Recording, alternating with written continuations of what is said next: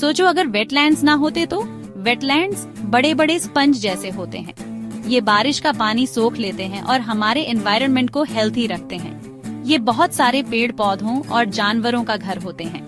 कुछ वेटलैंड्स बहुत स्पेशल होते हैं, उन्हें रामसर साइट्स कहते हैं। रामसर साइट्स पूरी दुनिया में इम्पोर्टेंट वेटलैंड्स हैं। ये प्रोटेक्टेड एरियाज हैं। देश प्रॉमिस करते हैं कि इनका ध्यान रखेंगे। इंडिया भी इस प्रॉमिस का हिस्सा है। हमारे पास बहुत सारी रामसर साइट्स हैं। रामसर कन्वेंशन देशों के बीच एक एग्रीमेंट है। वो वेटलैंड्स को प्रोटेक्ट करने के लिए अग्री हुए। ये एग्रीमेंट रामसर ईरान में हुआ था। ये 1971 में हुआ था। बहुत सारे पक्षी लंबी दूरी तय करते हैं। उन्हें आराम करने और खाना खाने के लिए सेफ जगह चाहिए। रामसर साइट्स ये सेफ हेवन्स प्रोवाइड करते हैं। ये पक्षियों के सर्वाइवल के लिए इम्पोर्टेंट हैं। वेटलैंड्स हमारे प्लैनेट के लिए बहुत जरूरी हैं।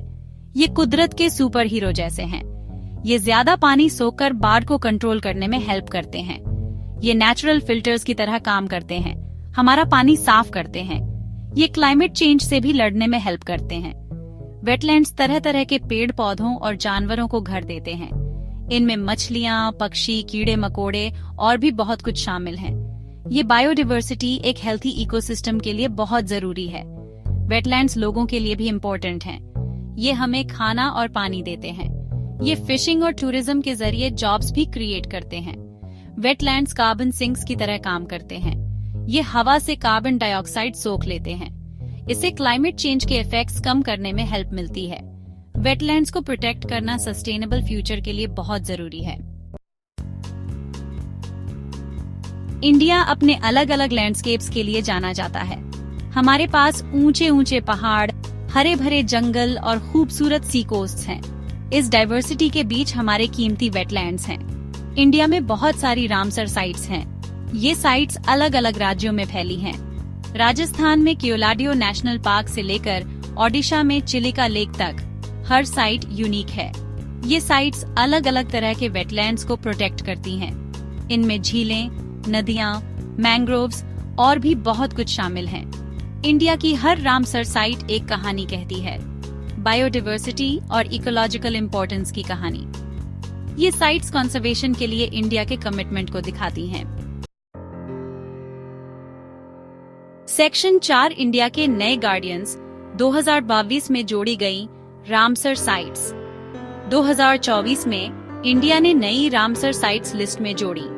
ये नई साइट्स इंडिया के कंजर्वेशन एफर्ट्स में शाइनिंग स्टार्स जैसी हैं। ये हमारे वेटलैंड्स को प्रोटेक्ट करने की इम्पोर्टेंस की याद दिलाती हैं। हर साइट अपने आप में यूनिक है। एक नई साइट बहुत सारे माइग्रेटरी बर्ड्स का घर है। एक और साइट एक रेयर फिश को प्रोटेक्ट करने के लिए इम्पोर्टेंट है। इन साइट्स के जुड़ने से रामसर कन्वेंशन के लिए इंडिया का डेडिकेशन दिखता है। ये आने वाली जनरेशन्स के लिए हमारे नेचुरल हेरिटेज को बचाने के हमारे कमिटमेंट को भी हाईलाइट करता है। सेक्शन 5 हमारे वेटलैंड्स को प्रोटेक्ट करना एक शेयर्ड रिस्पॉन्सिबिलिटी। वेटलैंड्स को खतरे हैं।